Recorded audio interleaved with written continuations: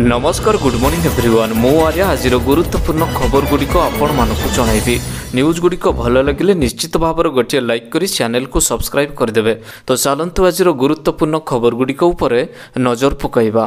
तेबे किणतु LPG cylinder सस्तार मिलिबो। तेबे जदि कहीं आपण को कहती जे आपण घर एलपीजी सिलिंडर मात्र 603 टंकार किणी घर को आनी पारिबे तेबे आपण आश्चर्य होई पारंती। आपण जानती कि यह 100% सत अटे कारण वर्तमान सरकार सस्ता एलपीजी सिलिंडर बंटन करुछंदी। किछि दिन पूर्व केंद्र सरकार घर एलपीजी सिलिंडर उपर 100 टंका अतिरिक्त सब्सिडी घोषणा करिसंदी। यापर एलपीजी सिलिंडर 300 टंका सब्सिडी उपलब्ध हेबा आरंभ हो जाइथिला कारण यह पूर्व 200 टंका सस्ता होइछि। जा हो मोदी सरकार साधारण सिलिंडर मूल्य 200 टंका ह्रास करिसंदी। यापर यह 903 टंका उपलब्ध रहिछि। राजधानी दिल्ली रे यह मूल्य प्रचलित रही। एभली परिस्थिति रे अति सस्ता मूल्य रे सब्सिडी युक्त सिलिंडर किणवार स्वप्न साकार हो पारिबो। परवर्ती खबर आउ 5 वर्ष बढ़िला राज्य खाद्य सुरक्षा योजनार अवधि। तेबे राज्य खाद्य सुरक्षा योजनार अवधि को आउ 5 वर्ष बढ़ाई राज्य सरकार। यह योजना वृद्धि होगा द्वारा आसंता 2028 मसीहा पर्यंत पूर्वपरी 5 किलोग्राम लेखाएं मागणा चाउल पाइबे हिताधिकारी। एथिपाई खर्च होब 1250 कोटी टंका। राज्य खाद्य सुरक्षा योजना राज्य में 3,14,923 परिवार 9,97,055 जन सदस्य अंतर्भुक्त रही। योजनार अवधि आउ 5 वर्ष बढ़िया द्वारा हिताधिकारी माने 2024 जनवरी 1 ठारू 2028 डिसेम्बर 31 तारीख पर्यंत 5 केजी मागणा चाउल पाई पारिबे। परवर्ती खबर एबेठारू होई जांतु अलर्ट शीत सह फेरुची कोरोनार लहर। तेबे देश में वर्तमान शीतर लहरी आरंभ हो जाइछि। विभिन्न राज्य में तापमात्रा तौड़क खसिबा सांगकु थंडार परिमाण वृद्धि पाइछि। तेबे ही शीत ऋतु सहित देश में कोरोना फेरी आसीछि।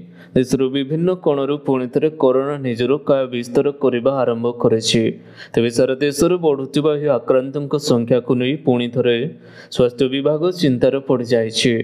तेणु देशवासी को कोरोना प्रति एबेठारू सजग हेबाकू परामर्श दिया जाइछि।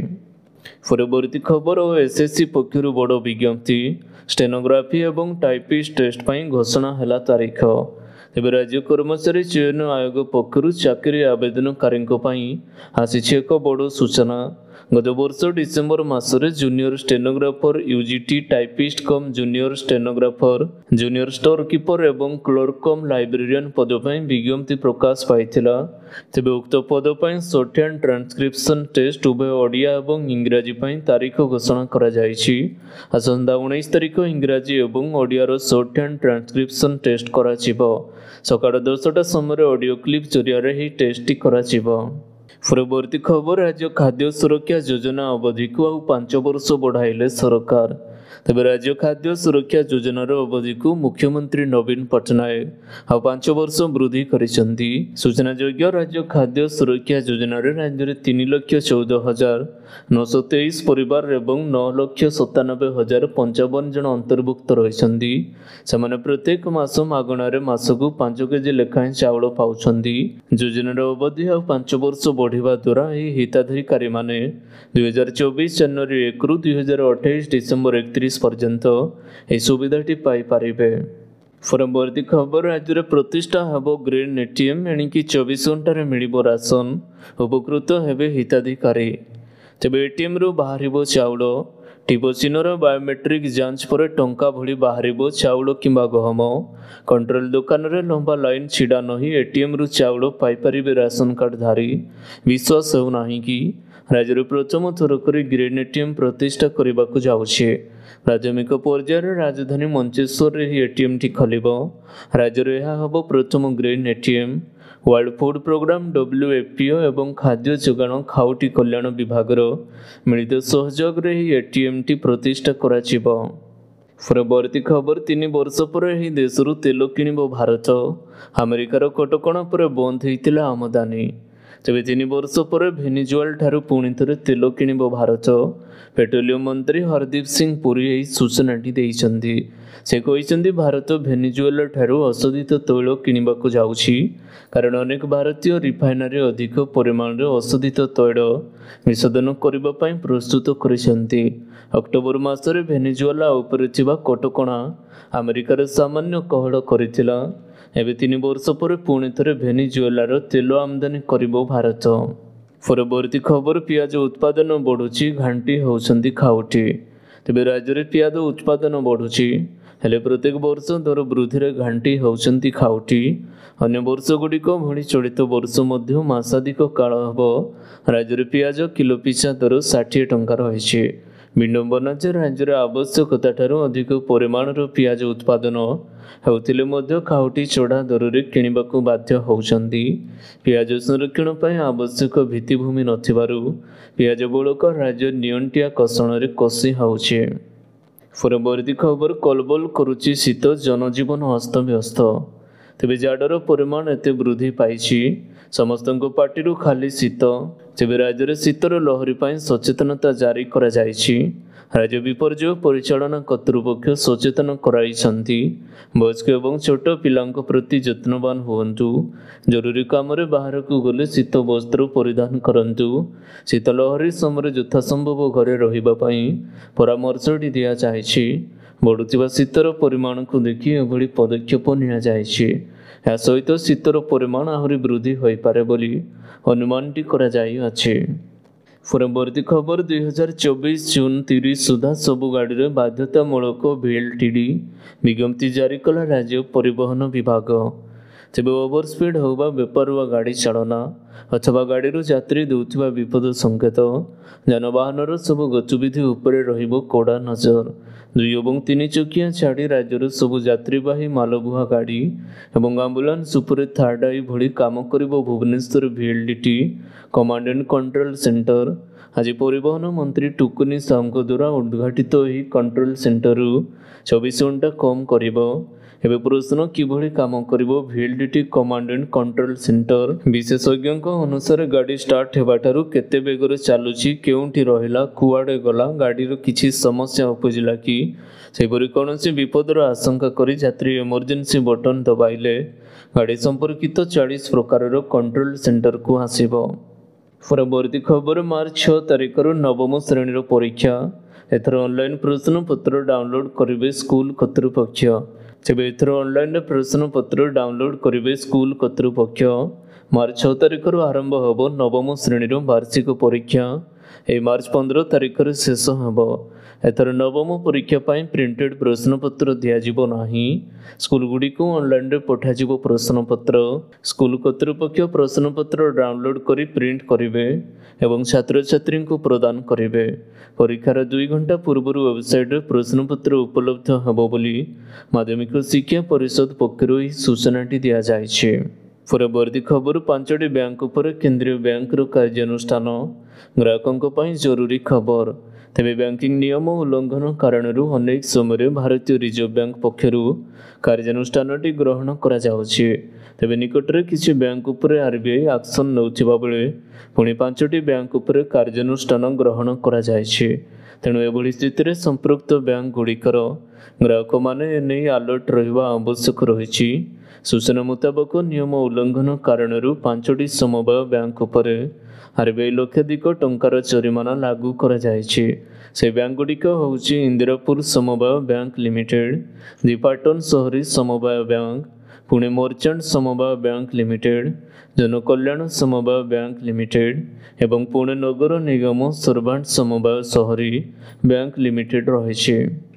ପରବର୍ତ୍ତୀ ଖବର, ମୋ ଘର ଯୋଜନା ବାଧକ ସାଜିଛି ବ୍ୟାଙ୍କ, ଋଣ ଦେବାକୁ ବ୍ୟାଙ୍କ ଅରାଜି। ତେବେ ବାଟ ହୁଡୁଛି କି ମୋ ଘର ଯୋଜନା ବାଧକ ସାଜିଛି ବ୍ୟାଙ୍କ।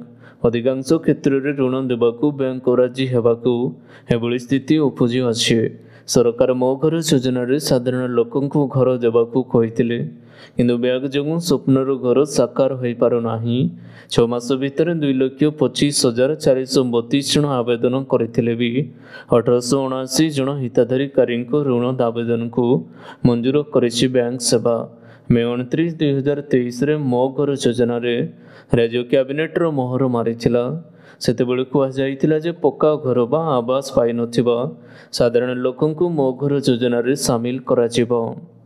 ପରବର୍ତ୍ତୀ ଖବର, କର୍ମଚାରୀ ଏବଂ ପେନ୍ସନଭୋଗୀଙ୍କୁ ମିଳିବ ଡିଏ ଏରିୟର, ଶୀଘ୍ର ଘଟିବ ଅପେକ୍ଷାର ଅନ୍ତ। ତେବେ କେନ୍ଦ୍ରୀୟ କର୍ମଚାରୀ ଏବଂ ପେନ୍ସନଭୋଗୀମାନଙ୍କ ପାଇଁ ବଡ଼ ଖବର, ସରକାର ଖୁବ୍ ଶୀଘ୍ର ସେମାନଙ୍କର ଆକାଉଣ୍ଟରେ ଡିଏ ବକେୟା ଟଙ୍କା ଜମା କରିବାକୁ ଯାଉଛନ୍ତି। ଏହା ସହିତ କର୍ମଚାରୀ ଏବଂ ପେନ୍ସନଭୋଗୀମାନେ ବମ୍ପର ସୁବିଧା ମଧ୍ୟ ପାଇପାରିବେ। ଅପେକ୍ଷାର ଶୀଘ୍ର ଅନ୍ତ ଘଟିବ ବୋଲି ଚର୍ଚ୍ଚା ହେଉଛି। 1 କୋଟିରୁ ଅଧିକ ପରିବାର ଏଥିରୁ ଉପକୃତ ହେବାକୁ ଯାଉଛନ୍ତି, ଯାହା ପରିମାଣ ମୁଦ୍ରାସ୍ଫୀତିରେ ଏକ ବୁଷ୍ଟର ଡୋଜ୍ ପରି ହେବ। କେବଳ ଏତିକି ନୁହେଁ, ମୋଦି ସରକାର ମଧ୍ୟ ଫିଟମେଣ୍ଟ ଫ୍ୟାକ୍ଟରକୁ ଯଥେଷ୍ଟ ବୃଦ୍ଧି କରିବାକୁ ଯାଉଛନ୍ତି, ଯାହା ଲୋକମାନଙ୍କୁ ବହୁତ ସାହାଯ୍ୟ କରିବ। ପରବର୍ତ୍ତୀ ଖବର, ଶ୍ରୀମନ୍ଦିରରେ ପଲିଥିନ୍ ଏବଂ ପ୍ଲାଷ୍ଟିକ୍ ମୁକ୍ତ କରିବାକୁ ବଡ଼ ପଦକ୍ଷେପ। ଚାଙ୍ଗୁଡିରେ ଫୁଲ ଏବଂ ଭୋଗ ଆଣିବାକୁ ଲୋକଙ୍କୁ ଆହ୍ୱାନ ଦେଲେ ଶ୍ରୀମନ୍ଦିର ପ୍ରଶାସନ। ତେବେ ଶ୍ରୀମନ୍ଦିରକୁ ପଲିଥିନ୍ ଏବଂ ପ୍ଲାଷ୍ଟିକ୍ ମୁକ୍ତ କରିବା ଦିଗରେ ଆଉ ଏକ ପଦକ୍ଷେପ ନିଆଯାଇଛି। ମନ୍ଦିର ଭିତରକୁ ଫୁଲ ଏବଂ ଭୋଗ ଆଣିବା ବେଳେ ପଲିଥିନ୍ ଏବଂ ପ୍ଲାଷ୍ଟିକ୍ ବ୍ୟବହାର ନ କରିବାକୁ ଆହ୍ୱାନ କରିଛି ଶ୍ରୀମନ୍ଦିର ପ୍ରଶାସନ। ଚାଙ୍ଗୁଡିରେ ଫୁଲ ଏବଂ ଭୋଗ ଆଣିବାକୁ ସମସ୍ତଙ୍କୁ ନିଯୋଗ ଏବଂ ଶ୍ରଦ୍ଧାଳୁଙ୍କୁ ନିବେଦନ କରାଯାଇଅଛି। ସୁଆର ମହାସୁଆରଙ୍କୁ ପେପର ବ୍ୟାଗ୍ ଏବଂ କପଡ଼ା ବ୍ୟାଗ୍, ବାଉଁଶରେ ତିଆରି ସାମଗ୍ରୀର ତିଆରି ହୋଇଥିବା ଚାଙ୍ଗୁଡି ବ୍ୟବହାର କରିବାକୁ ଶ୍ରୀମନ୍ଦିର ପ୍ରଶାସନ ଅନୁରୋଧ କରିଛି। ପରବର୍ତ୍ତୀ ଖବର, ନୂଆ ଶ୍ରମ ଆଇନ, ବଜେଟ୍ 24ରେ ଆସିବ ନୂଆ ପ୍ରସ୍ତାବ। କର୍ମଚାରୀମାନଙ୍କୁ ମିଳିବ 3 ଦିନ ସାପ୍ତାହିକ ଛୁଟି। ତେବେ ବଜେଟ୍ 2024କୁ ଆଉ କିଛି ଦିନ ବାକି ରହିଥିବା ବେଳେ ଅର୍ଥନୀତିଜ୍ଞମାନେ ଏବେଠାରୁ ବିଭିନ୍ନ ଅଟଳ ଆରମ୍ଭ କରିଛନ୍ତି। ଆଗକୁ ଲୋକସଭା ନିର୍ବାଚନ ଥିବାବେଳେ ବଜେଟ୍ରେ ସରକାର କାହା ଉପରେ ସୁନା କଳସ ଢାଳିବେ ସେ ନେଇ ଖୁବ୍ ଚର୍ଚ୍ଚା ଧରିଛି। ଦାବି କରାଯାଉଛି କି ଆସନ୍ତା 24 ବଜେଟ୍ରେ ସରକାର ନୂଆ ଶ୍ରମ ଆଇନ ଆଣିପାରନ୍ତି। ଏଥିରେ ସପ୍ତାହକୁ 3 ଦିନ ଛୁଟି ମିଳିବ ବୋଲି ସରକାର ଘୋଷଣା କରିପାରନ୍ତି। ପରବର୍ତ୍ତୀ ଖବର, ଆଜିଠାରୁ ସକାଳୁ ମିଳିବ ଶ୍ରୀଲିଙ୍ଗରାଜଙ୍କ ଅବଢ଼ା। ତେବେ ଆଜିଠାରୁ ଶ୍ରୀଲିଙ୍ଗରାଜଙ୍କ ମନ୍ଦିରରେ ସକାଳୁ ମିଳିବ ଅବଢ଼ା। ଶ୍ରଦ୍ଧାଳୁମାନେ ସକାଳ 9ଟାରୁ ଆନନ୍ଦ ବଜାରରୁ ଅବଢ଼ା କିଣିପାରିବେ। ଧନୁ ସଂକ୍ରାନ୍ତି ଠାରୁ ମକର ସଂକ୍ରାନ୍ତି ପର୍ଯ୍ୟନ୍ତ ପୌଷ ମାସ ଉପଲକ୍ଷେ ସର୍ବସାଧାରଣ ଏହି ଭୋଗ କରିପାରିବେ। ଏହାଦ୍ୱାରା ତୀର୍ଥଯାତ୍ରୀମାନେ ଉପକୃତ ହେବେ। ସକାଳୁ ଆସୁଥିବା ପର୍ଯ୍ୟଟକ ଠାକୁରଙ୍କ ଦର୍ଶନ ପରେ ଅବଢ଼ା ସେବନ ସୁଯୋଗ ପାଇପାରିବେ। ଅନ୍ୟ ଦିନମାନଙ୍କରେ ମହାପ୍ରଭୁ ଲିଙ୍ଗରାଜଙ୍କ ଅବଢ଼ା ବାହାରିବାରେ ବିଳମ୍ବ ହେଉଥିବାରୁ ଦୂରଦୂରାନ୍ତରୁ ଆସୁଥିବା ଶ୍ରଦ୍ଧାଳୁମାନେ ମହାପ୍ରଭୁଙ୍କ ଅବଢ଼ା ପାଇବାରୁ ବଞ୍ଚିତ ହେଉଥିଲେ। ପରବର୍ତ୍ତୀ ଖବର, ସମୁଦ୍ର ମଝିରେ ମାତ୍ର 2ଟି ଖମ୍ବରେ ରହିଛି ଦୁନିଆର ସବୁଠାରୁ ଛୋଟ ଦେଶ। ରୁହନ୍ତି 25ରୁ 30 ନାଗରିକ। ତେବେ ଭାଟିକାନ ସିଟି ହେଉଛି ଦୁନିଆର ସବୁଠାରୁ ଛୋଟ ଦେଶ ନୁହେଁ, ସବୁଠାରୁ ଛୋଟ ଦେଶ ହେଉଛି ସିଲାଣ୍ଡ। ଯଦିଓ ଏହା ଅଫିସିଆଲ ଭାବରେ ଦୁନିଆର ସବୁଠୁ ଛୋଟ ଦେଶ ଭାବରେ ସାମିଲ ହୋଇନାହିଁ, ସେଥିପାଇଁ ଏହା ବିଷୟରେ ଲୋକେ ଏତେଟା ଜାଣିନାହାନ୍ତି। କିନ୍ତୁ ଏସବୁ ସତ୍ତ୍ୱେ ବି ଏହା ଦେଶର ବହୁତ ରୋଚକପୂର୍ଣ୍ଣ ଅଟେ। ଏହି ଦେଶ ସମୁଦ୍ର ମଝିରେ କେବଳ 2ଟି ସ୍ତମ୍ଭ ଉପରେ ରହିଛି। ଏହି ଦେଶକୁ ମାକ୍ରୋନେସନ୍ ନାମରେ ବି ଜଣାଯାଏ। ଏହି ଦେଶ ଇଂଲଣ୍ଡ ପାଖରେ ଅବସ୍ଥିତ। ଇଂଲଣ୍ଡର ସାମୁଦ୍ରିକ ତଟରୁ ପ୍ରାୟ 12 କିଲୋମିଟର ଦୂରରେ ଏହି ଦେଶ ରହିଛି, ଯାହାକୁ ଦ୍ୱିତୀୟ ବିଶ୍ୱଯୁଦ୍ଧ ସମୟରେ ବ୍ରିଟେନ ତିଆରି କରିଥିଲା, କିନ୍ତୁ ପରେ ଏହାକୁ ଖାଲି କରିଦିଆଯାଇଥିଲା। ମାଇକ୍ରୋନେସନ୍ କୁହାଯାଉଥିବା ସିଲାଣ୍ଡ ଉପରେ ଅନେକ ଲୋକଙ୍କର କବ୍ଜା ରହିଛି, କିନ୍ତୁ ରାଇବିଟ୍ସ ନାମକ ଜଣେ ବ୍ୟକ୍ତି ନିଜକୁ ସିଲାଣ୍ଡର ପ୍ରିନ୍ସ ଭାବରେ ନିଜକୁ ଘୋଷଣା କରି ଶାସନ ମଧ୍ୟ କରୁଛି। ତେବେ 2024ରେ ଅନୁଷ୍ଠିତ ହେବାକୁ ଥିବା T20 ବିଶ୍ୱକପ୍ ପାଇଁ ଟିମ୍ ଇଣ୍ଡିଆ ପ୍ରସ୍ତୁତ ଆରମ୍ଭ କରିଛି। ଜୁନ୍ ମାସରେ ୱେଷ୍ଟଇଣ୍ଡିଜ ଏବଂ ଆମେରିକାରେ ଏହି ବିଶ୍ୱକପ୍ ଆୟୋଜିତ ହେବ। T20 ବିଶ୍ୱକପ୍ ପୂର୍ବରୁ ଭାରତରେ କେବଳ ଅଳ୍ପ କିଛି ଅନ୍ତର୍ଜାତୀୟ T20 ମ୍ୟାଚ୍ ବାକି ଅଛି, ଯେଉଁଥିରେ ସେମାନଙ୍କର ପ୍ରସ୍ତୁତି ଶେଷ ହେବାକୁ ପଡ଼ିବ। T20 ବିଶ୍ୱକପ୍ରେ ଭାରତକୁ ଅଧିନାୟକ କିଏ ହେବ ସେ ନେଇ ଚର୍ଚ୍ଚା ଜୋର ଧରିଛି।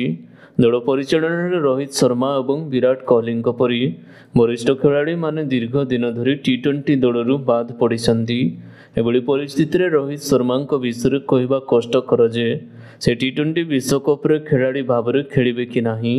ବର୍ତ୍ତମାନ ତାଙ୍କୁ ଅଧିନାୟକତ୍ୱ ହସ୍ତାନ୍ତର କରିବାର ପ୍ରଶ୍ନ ଉଠୁନାହିଁ।